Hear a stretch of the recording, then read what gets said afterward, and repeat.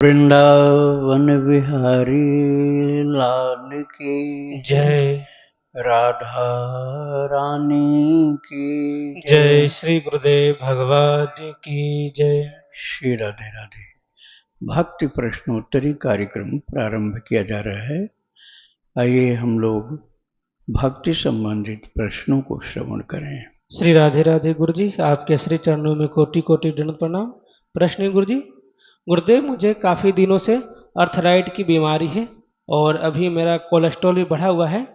अगर मैं दोबारा से दवाइयाँ शुरू, मेरी दवाइयाँ वैसे चल रही है, लेकिन अगर दोबारा से मैं और दवाइयाँ शुरू करना चाहती हूँ तो फिर मुझे ज़िंदगी भर खाना पड़ेगा।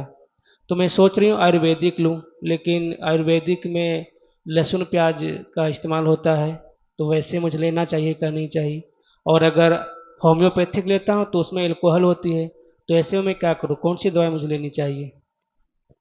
ऐसे में पहले तो प्रतिदिन आपको त्रिफला खाना है। रात को जरूरी है।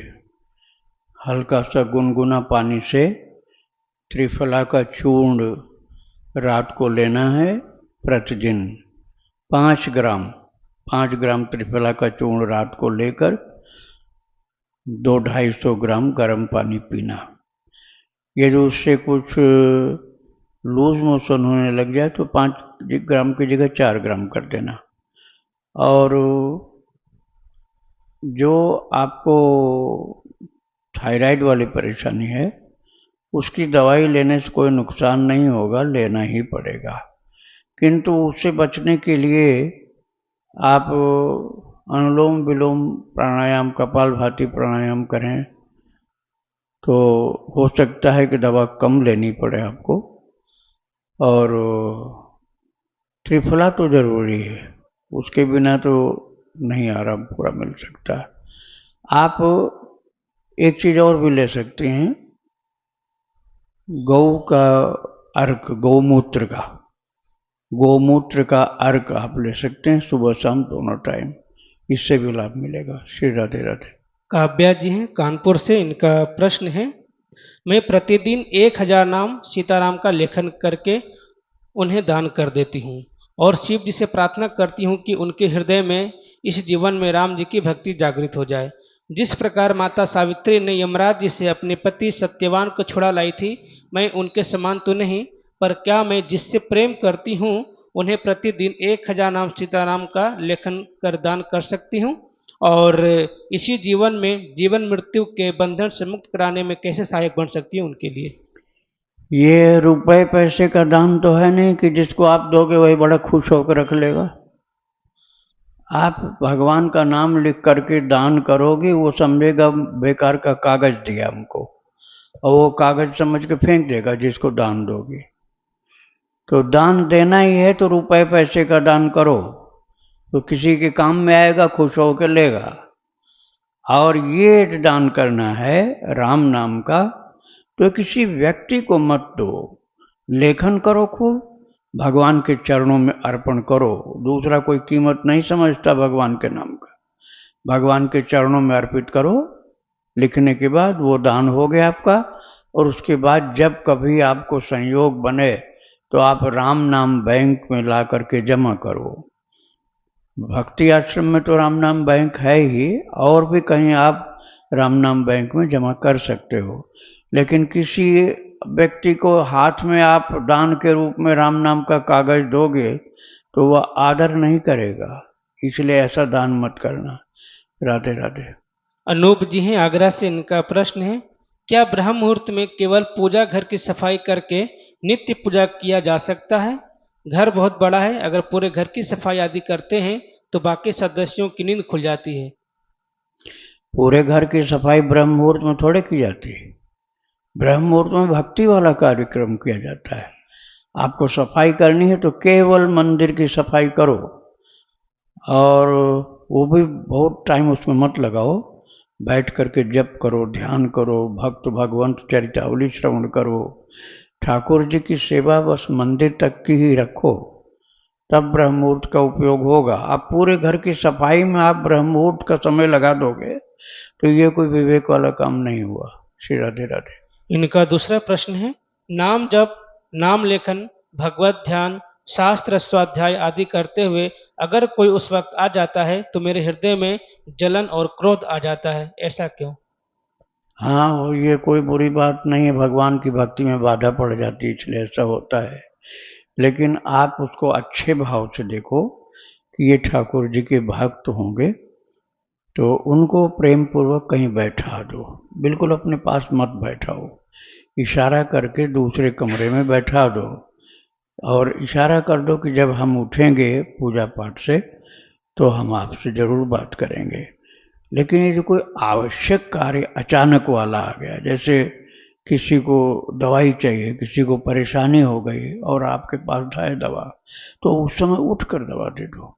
फिर उसके बाद उनसे कह दो कि आप दूसरी जगह बैठिए, मुझे भजन कर लेने दो, बाद में हम फिर आपसे बात करेंगे। तो उस समय जो आया है उसका अनादर नहीं करना। पता नहीं कोई भक्त ही आया हो तो अनादर करने से पाप लग जाएगा। श्री राधे राधे। अनुराग जी हैं दिल्ली से, इनका प्रश्न है, गीता प्रेस की रामायण में उत्तरकांड के कुछ सर्ग प्रक्षिप्त बताए हुए हैं, क्या वाकई में उत्तरकांड प्रक्षिप्त है? गीता प्रेस के रामायण में कहीं भी प्रक्षिप्त नहीं लिखा हुआ। आप ला के मुझे दिखाओ, गीता पढ़ने में गलती तो नहीं हो रही? प्रेस की रामायण लिखा हुआ है। गीता प्रेस की रामायण में प्रक्षिप्त कहीं लिखा ही नहीं है। उन्होंने जो प्रामाणिक प्राप्त किया वही उन्होंने छापा है।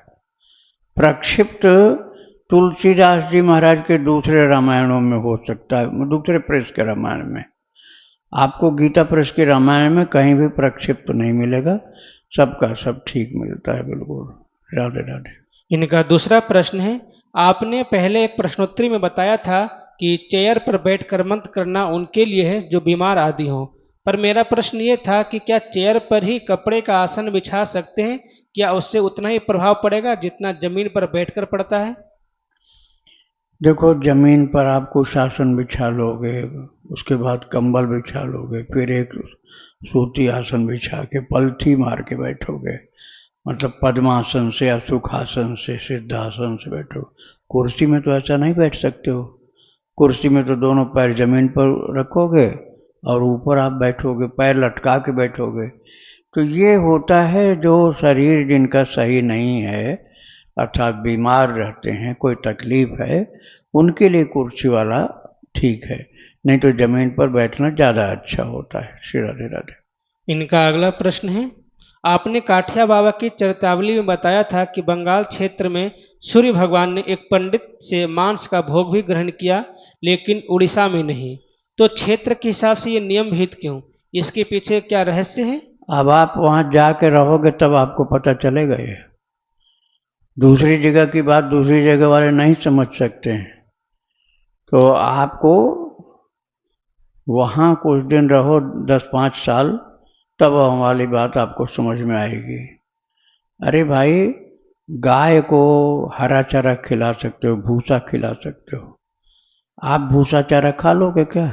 आप नहीं खा पाओगे। ऐसे ही हर जगह की चीज़ हर जगह लागू नहीं हो पाती है। तो आपको तो सात्विक भोजन ही ग्रहण करना है। सूर्य भगवान ने भी कहाँ ग्रहण किया हर जगह? किसी एक जगह ग्रहण किया था, लेकिन हर जगह तो नहीं ग्रहण किया।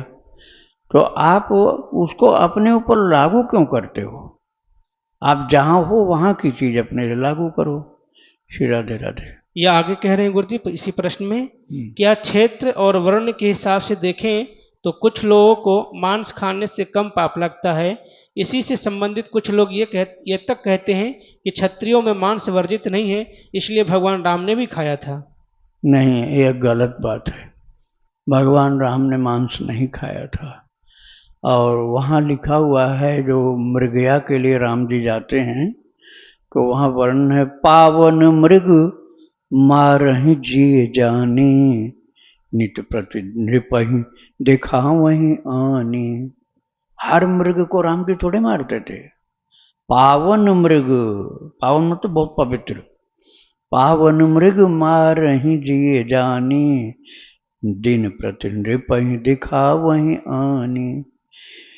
बहुत पवित्र मृग को मारते थे, उसको बना के पका के खाते नहीं थे, उसको दिखा करके और फिर जो जंगली भील कोल होते थे उनको दे देते थे न। वो केवल पावन मृग का क्या मतलब हुआ?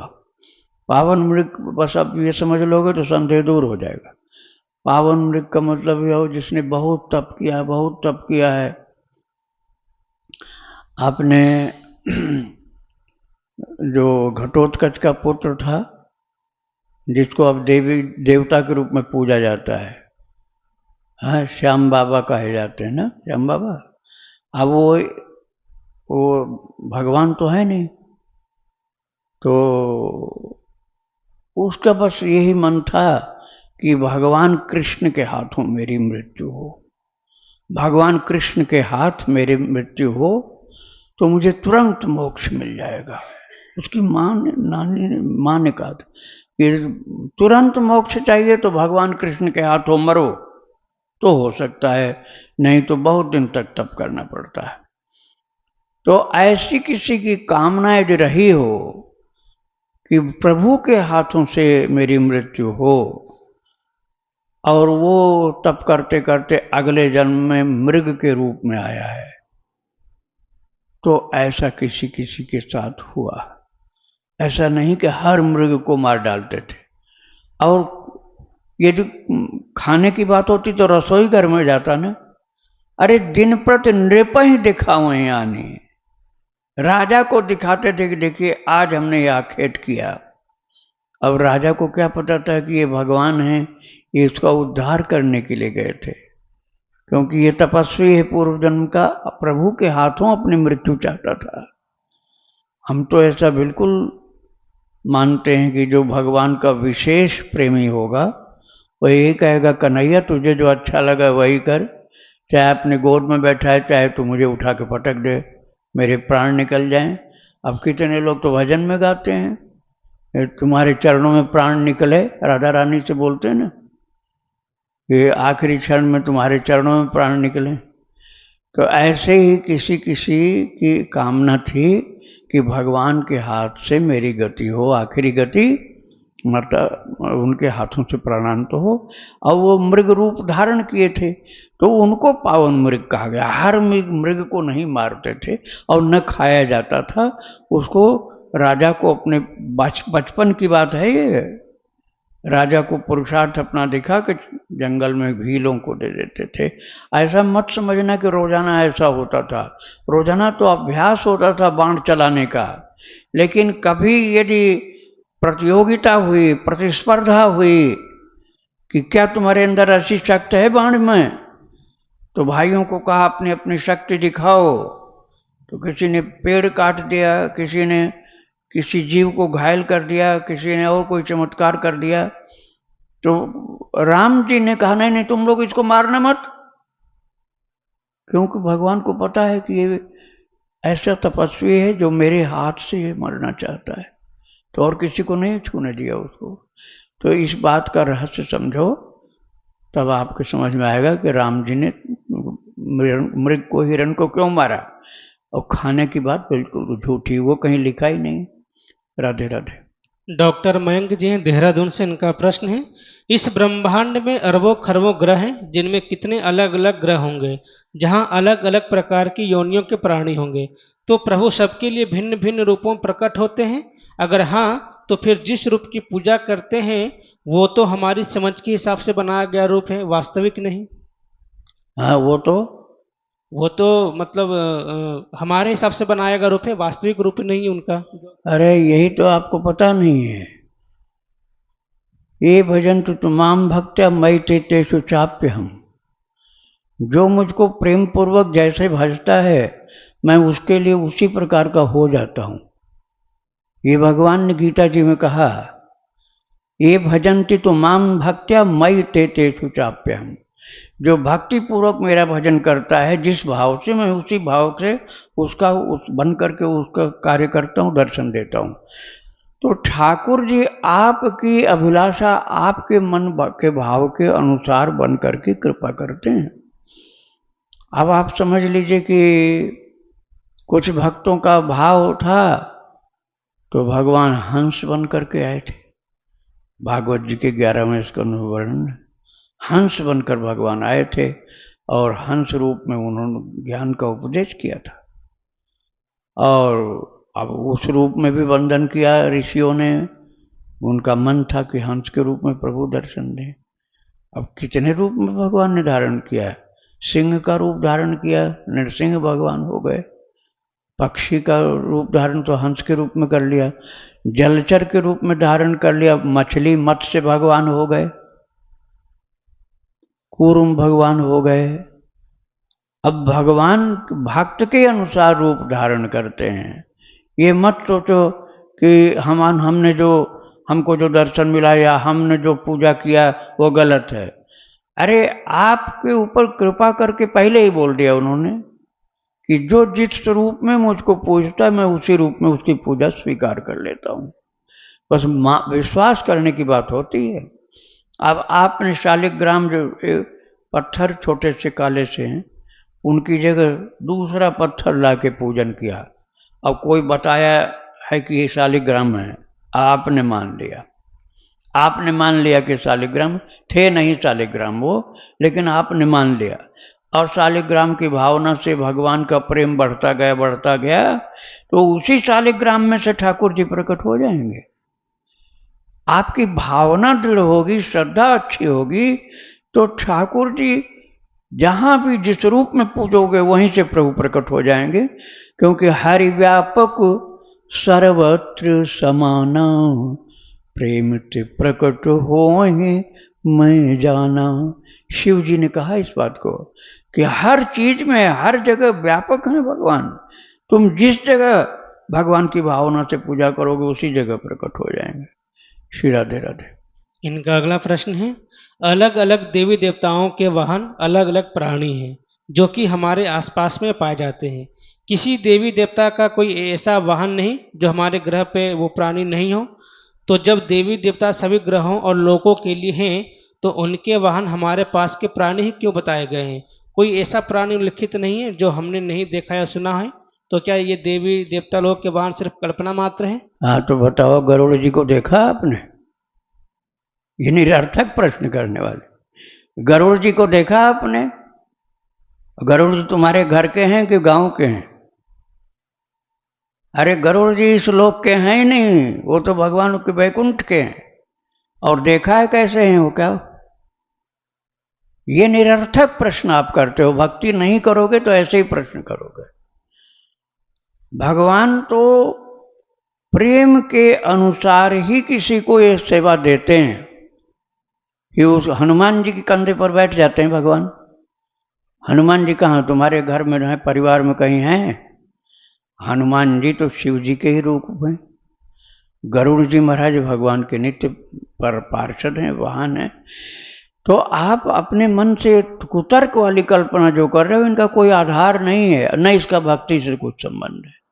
श्री राधे राधे। साधना शर्मा जी, इनका प्रश्न है, गुरुजी मुझे भगवान में पूर्ण आस्था है पर मेरे पति कहते हैं कि वो छलिया है, सिर्फ छलते हैं, कभी किसी के लिए कुछ नहीं करते। यहाँ तक कि देवकी वसुदेव जिन्होंने उन्हें पुत्र रूप में पाने हेतु इतनी तपस्या की, उसके फलस्वरूप उन्हें क्या मिला? उन्हें कारागार में रखा गया, घोर कष्ट दिया गया। भगवान उनकी 8वीं संतान थे जबकि बाकियों को मार दिया गया। मेरे पति कहते हैं कि वो तो भगवान थे, सर्वसमर्थ थे, लेकिन बड़े होने पर भी उन्होंने अपने माता पिता देवकी वसुदेव और यशोदानंद बाबा के लिए कुछ भी नहीं किया, सबको छोड़कर चले गए।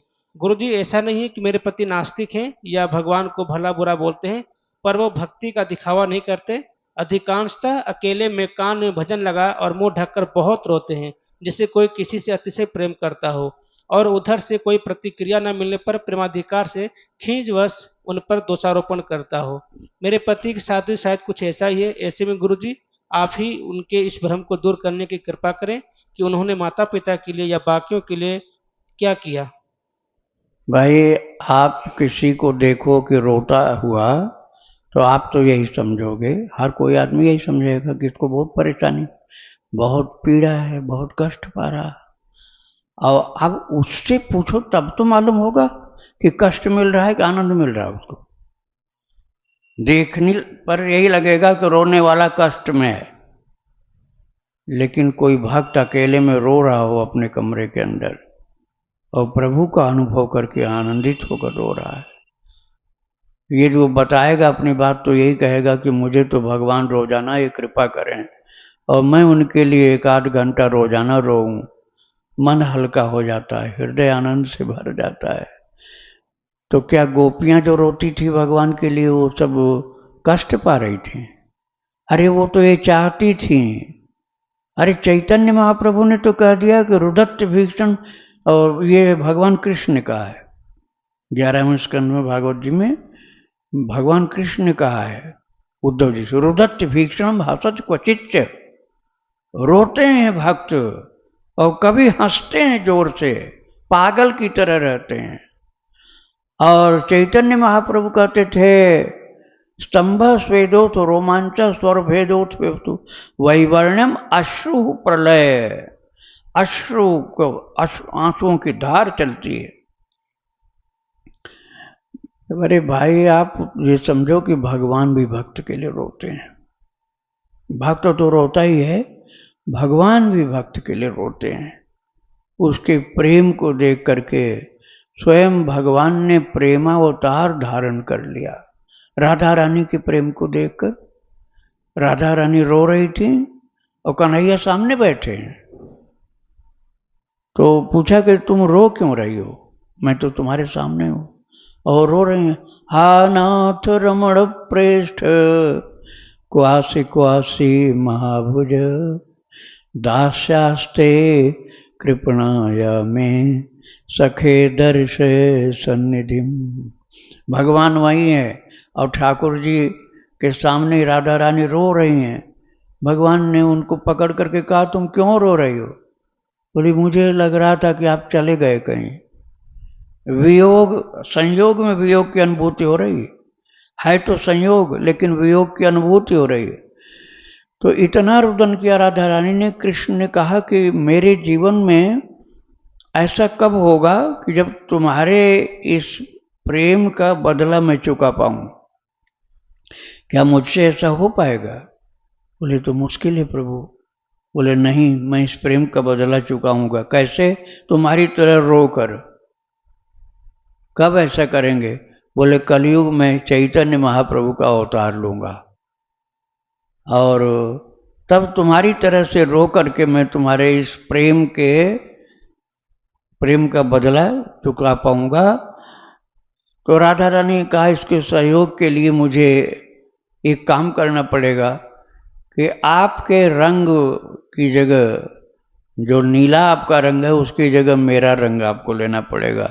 इसलिए गौरांग हो गए हो, गौर वर्ण के हो गए चैतन्य महाप्रभु और बिल्कुल राधा रानी की तरह से रोते थे। अब बताओ, राधा रानी कृष्ण के पास हैं तब भी रोती हैं, या चैतन्य महाप्रभु स्वयं भगवान होकर राधा रानी की तरह से रोते हैं? तो क्या इनको कोई पीड़ा हो रही है, कष्ट हो रहा है? अरे ये प्रेम का लक्षण ही है रोना। आप रोते हुए को देखकर कैसे सोच लेते हो कि इसको दुख बहुत ज्यादा है? उससे पूछो तब पता चलेगा कि दुख है कि सुख है। तो उसकी आंतरिक स्थिति को वही जान सकता है जो उनका बहुत प्रेमी हो, या खुद वही जान सकता है जो रो रहा है। श्री राधे राधे। गुरु छोटा सा भ्रम इसी प्रश्न उतरा।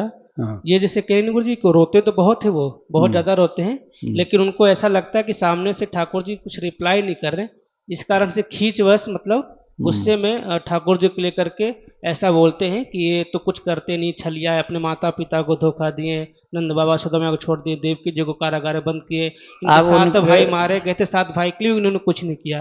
तो भ्रम है या प्रेम? बस हम बता रहे हैं ना, अब आप भक्ति करो, पहले उनके माता पिता से मिलो, फिर आप पूछो कि आपको धोखा दिया, कष्ट दिया, ये ऐसी बात सही है तब तो फिर आपकी बात सही होगी। लेकिन भगवान ने कष्ट नहीं दिया न धोखा दिया, वो प्रत्यक्ष रूप से चले गए क्योंकि उतने दिन के लिए मिलना था।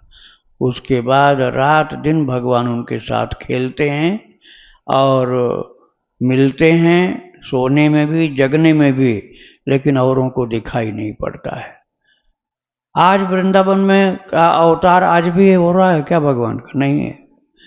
अवतार काल तो जो था वो समय पूरा हो चुका, 125 वर्ष का अवतार था भगवान कृष्ण का, उसमें से 11.5 वर्ष वृंदावन का था। और 11.5 वर्ष कब बीत गए? 5200 साल पहले। तो क्या अब यहाँ भगवान कृष्ण नहीं है? कितने लोगों को यहाँ दर्शन मिला है वृंदावन में, आज भी मिलता है। तो वहां जो चले गए वही उनकी एक लीला थी, जाने की और विरह दिखाने की। वस्तु तो यहाँ है वो। तो आपको लगता है कि ऐसा उन्होंने माता पिता के साथ किया कि वो चले गए, लेकिन माता पिता के साथ सदा रहे, कहीं नहीं गए। इसीलिए ऋषियों ने कहा वृंदावनम परित्यज्य पादमेकम न गच्छति। भगवान वृंदावन को छोड़कर एक चरण बाहर नहीं गए, न जाते हैं कभी। तो वो उनकी लीला है। लीला में जो दिखलाई पड़ता केवल उतना ही नहीं होता है।